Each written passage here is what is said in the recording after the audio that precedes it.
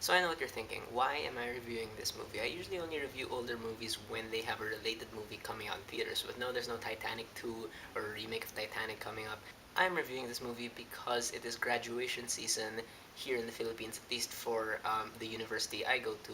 Quite a few seniors of the graduating batch. Well, mostly it's one person, but I don't want to say her name because maybe she doesn't want to be mentioned here. But anyway, a lot of them have been telling me to watch Titanic, and I just kept thinking, I don't want to watch Titanic. It's a chick flick. It's, a boat and, love and drowning.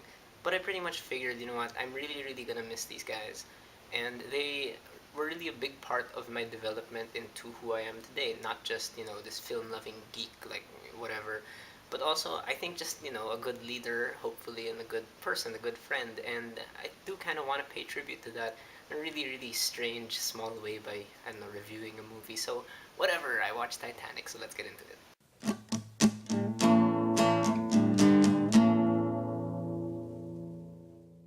Titanic is written and directed by James Cameron, stars Kate Winslet, Leonardo DiCaprio, Billy Zane, Gloria Stewart, and yes, this is my first time watching this movie. I did, however, know what this movie was about, so for those who still don't know what it's about, it's not really about the boat, hitting an iceberg and sinking. Those are the true events that kind of surround the main story, which is this rich girl who doesn't really like her rich lifestyle, Rose, played by Kate Winslet, who on the Titanic bumps into and falls in love with Leonardo DiCaprio's character Jack Dawson, who is this poor guy, and he just kind of found himself onto the boat, and he's an artist, and he just is brimming with his passion, and they just has whirlwind romance thing, and then the ship hits an iceberg and eventually sinks. Now I told my friends I had to be completely honest if I was ever going to review this movie, and you know what? I'm a big fan of James Cameron, mostly because of his sci-fi stuff. Aliens, Terminator. I think I'm one of the few guys who actually really, really likes Avatar. But that's sci-fi. Those are aliens and stuff. And this is about a boat and people in love. And I have to be completely honest. The fact of the matter is that I surprisingly really, really like this movie. And it's kind of embarrassing to say, but I love this movie. Now I realize that it's kind of uncool to say that nowadays. That oh, I love Titanic. It's a dated kind of romance thing from way back in 1997. But watching it, you can't deny that there's so much talent behind this movie. It is the first movie to get like $1 billion or something, and it had 14 Oscar nominations. That is huge, and it got that for a reason.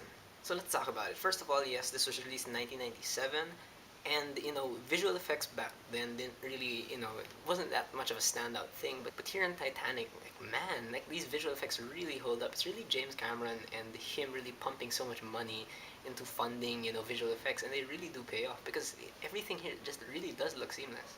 A big part of why this movie is so good to me is because it has this really, really good balance of grandeur and intimacy. And the visual effects also show this because, the scale of the Titanic is gigantic, it's huge, but then the details are still present. And James Cameron is the kind of director who really uses visual effects to, immerse someone in a story. It's never for a gimmick or anything. Like, he really works so hard to build this world. And the world he built here is the Titanic. Just seeing it from afar, just seeing how big it is, just seeing it break up also, it really does add to the experience. You really do feel like you're here. And in terms of production design, obviously they wanted to recreate the time period and also the extravagance of this big unsinkable ship because it's supposed to be like the most luxurious thing ever. But a big part of this movie is also the whole social class aspect, and I think they really do show that well also, because when you see like the first class dining rooms and stuff, it just looks really, really good. But then you go to like third class or something with all the rats in the corridors, and you really do see the divide. The extravagance of the first class places, though, is really, really looks nice, but it doesn't slap you in the face like in, let's say, something like The Great Gatsby. Here, they really do just make it nice enough for you to believe you are there. It never takes you out of the movie. Interesting note, though, I just want to mention that out of the 14 Oscar nominations, it won 11, and it lost with supporting actress and actress in the leading role, and also lost to makeup. But the cool thing about makeup is that it lost to Men in Black. I just wanted to mention that. I don't know, it sounds cool. Now, the interesting thing about the look of this movie, like the cinematography aspect, it goes from this warm glow to very Tim Burton-esque coldness, Like when you first get on Titanic and then you have the whole sweeping romance part, it really just feels like this kind of like an old movie kind of thing, and there's really just like this rosy, cheeky glow to everything. But then once the ship starts breaking up, it's just really, really chilly. You feel the cold. Again, there's grandeur and there's intimacy here because James Cameron, one of his signature things is to have these big sweeping shots and stuff. You saw that a lot in Avatar, and here in Titanic, he also really knows how to film like large scale events happening. But at the same time, he really knows also how to film the intimate moments. One thing that I really really enjoyed about this movie though is the editing because this movie is over 3 hours long, and I knew that going in, but I honestly did not feel it the entire time. This movie never feels slow because it knows exactly which act it is in. This movie is pretty much split into two. There's these sweeping epic romance thing which takes up like half the movie, and then as soon as they hit the iceberg, it's a whole different story. But the way they pace everything is just so involving because something's always happening. And really, kudos to the editors here because they really know when to kind of break up the main plot. Like something's happening, and just to make sure that it doesn't get draggy or anything, they put something else to kind of divert your attention. And they use a framing device in this movie where the whole movie is kind of being told as a flashback from the older Rose, and they cut to her in really strategic times. Again, I never felt 3 hours here, and I think one really key piece to that, which is a really impressive feat by the way, like making 3 hours fly by is really really hard to do. But one thing I think they did really help them, accomplish this is the fact that they really did focus on so many different other characters and events happening on the ship. You really get a sense of scale of the bigger picture, but not through showing the bigger picture, but by showing like little components of it. So that was really really clever for them. In terms of music, again, there's grandeur, there's intimacy. The music here really does kind of play on both sides. Also, it has the big, romantic stuff like "My Heart Will Go On," Celine Dion. But then when the iceberg gets hit, it's just it's suddenly really really tense, and the music fits it very well. I also have to give a shout out too, by the way, to the musicians on the deck when people are starting to evacuate and they're like just playing music. They're my favorite part of the movie, I think. Anyway, but one thing I was really surprised by when it came to Titanic was that it was actually written very well, in my opinion. Now, James Cameron isn't necessarily considered like the best writer ever, but I do think it's written well. What I love so much is that there is this love story in the middle of this huge disaster story, and some people might think that's a bit irreverent, having a fictional romance in this whole event, this terrible event where lots of real people died. But I don't think James Cameron did that to disrespect the memory of those people. I think he did it so he could represent them. Because so often when we hear about these disasters, again, that whole quote, I think from, I forgot who, Stalin or something, where he says that the death of a million is just a statistic while the death of one is a tragedy. And so too often do we think that, when a big thing like a ship sinking happens, like so many of us are just tempted to just kind of block it out and think, oh, okay, that was sad, and just go on with my life. But here, the fact that Cameron really focuses on this one story, we really get to feel what it's like on board, and we realize just how much is lost from a tragedy like this. I mean, I'm sure everyone else on this ship had, stories that were just as worth telling. So in the end, the love story really does help with the disaster aspect. And what makes this love story work so much is I think that Jack and Rose are so well defined as characters. I mean, this isn't like Romeo and Juliet where, these two meet and then they have sex and then they die. And it's just in the span of 4 days and it's supposed to be true love. No, none of that. Like here, they're really, really very grounded because number one, they come from very distinct backgrounds. Number two, they have very real motivations behind them. Like they have so much personality. The dialogue here can get very melodramatic, but I think it does work to its advantage because in my opinion, there's only two ways to go about melodrama. Either you go halfway and it completely fails, or you go all the way and make it work. And I think Cameron really does make it work because something like this, I think it really does call for melodrama. I mean, this wasn't like supposed to be a Captain Phillips-esque thriller thing. It was really supposed to be this grand, project. But we gotta talk about the acting first, of course. Number one, Kate Winslet is terrific in this movie. Like, I always forget that she's so good, and when I see her in the movie, it's just, yeah, you're talented. What I love so much about her performance is that you can really tell, like, she's trying to put up a front in front of all her rich, friends and acquaintances. And whenever she's with Jack, she's just so excited and happy, and she really puts this, feeling across that she is this person who's finally discovering, the real life for the first time. But Leonardo DiCaprio, man, this movie, oh my god, like this is like the definitive Leonardo DiCaprio charming performance.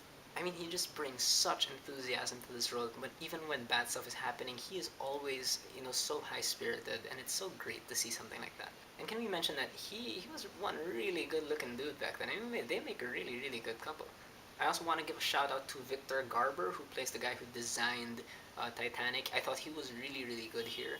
Gloria Stewart was nominated for Best Supporting Actress. She's good. She's just not in it that much, obviously, so, I can't really comment on her. Overall, it's really the chemistry between Kate Winslet and Leonardo DiCaprio really sells this romance, and it's done so well because you can just feel the magnetism. And in terms of directing, this is a movie that only James Cameron could have ever directed because, other than the fact that he wrote it, it's also like this fits his style so well, but so unexpectedly because he usually does these big, grand, like sci-fi things that can almost feel like horror movies. And here you have the horror aspect in it. But again, so surprisingly, because you're used to him doing action, what's so surprising about this is that he grounds his characters so well that the melodrama, when it comes, it feels like he earns it. Because he really establishes these characters so well that you will believe anything else they do. Let's talk about the tension, man. As soon as the Titanic hits the iceberg and bad stuff starts happening, it is edge of your seat entertainment. Seriously, like just like the water rushing through the hallways, just people trying to swim through. It's crazy. It's like you don't want to see these people die. I do have a couple of complaints with this movie though. For one, I'm kind of ambivalent about the framing device. The whole, old Rose talking about her story. It's just, I don't know, like good stuff came out of it, but the framing device in itself, it's just kind of weird. I'm not actually sure if it is completely necessary, although it does help break up the action. And yes, the melodrama does drag a bit. There are certain moments when I think, okay, that's a bit too much. But my biggest problem with this movie is the character of Cal, who's played by Billy Zane. He's supposed to be the bad guy. And he's so ridiculously evil to the point that he is cartoonish and to the point that I think he kind of disrespects or misrepresents the upper class society. Yes, upper class society are people too. Now, this movie really does have this thing about the whole social class aspect, and they represent the lower class really well. But since Billy Zane's character is the only upper class guy we really do follow throughout the movie, I mean, Rose doesn't count. She doesn't like the lifestyle. But then since we follow Cal the entire time as the only like main upper class citizen, our opinions on the upper class that this movie is trying to tell are formed by him, and he's so evil. Like there's absolutely nothing redeeming about this guy. Like I wanted him to die, and that's not necessarily a good thing. In my opinion, really a good villain is the kind of villain you can kind of understand why he's that way. And Cal here is like I don't know why he's like this. He just likes being like this. But yeah, like Cal was just so unbelievably cartoonish that whenever he showed up, I was just like, oh great. Because when you compare him to Jack and Rose, you can't compare them. But yes, other than a really really bad villain, Titanic is great. Like surprisingly, wow, I can't believe I just said that. It really is like this big old school, blockbuster because I realize that James Cameron really does make these old school blockbusters. They're big and they're not necessarily original, but that I don't care about that. I don't care about the originality necessarily as long as you execute it well. And James Cameron knows how to execute these movies well. I didn't cry. I got a bit teary-eyed, but I didn't cry. Anyway, and I realized that going back to my whole point of doing this video about for my senior friends, I realized that this might be really weird. I should have gotten you something like physical and tangible, but I figured this was pretty apt movie to kind of send you guys off with because ultimately the message of this movie is that you have to promise the people you love that you will keep on living. That you will not stop doing what you're doing and just show the world what you can do. Like you have so much potential in you, and just to give up it's not an option. So I hope that you guys, when you graduate, like don't ever find yourselves in a rut or in a slump or anything, because they're us here cheering you guys on. Like you're never gonna be alone in this world anymore because you have influenced so many people. If anything, you helped me start a channel on YouTube. So really, I wish you guys all the best and congratulations on your graduation. But for everyone else out there, have you guys seen Titanic? If you have, what do you think of it? Do you hate it? Do you love it? Whether you hate it or not, please leave me a comment and let's have a conversation.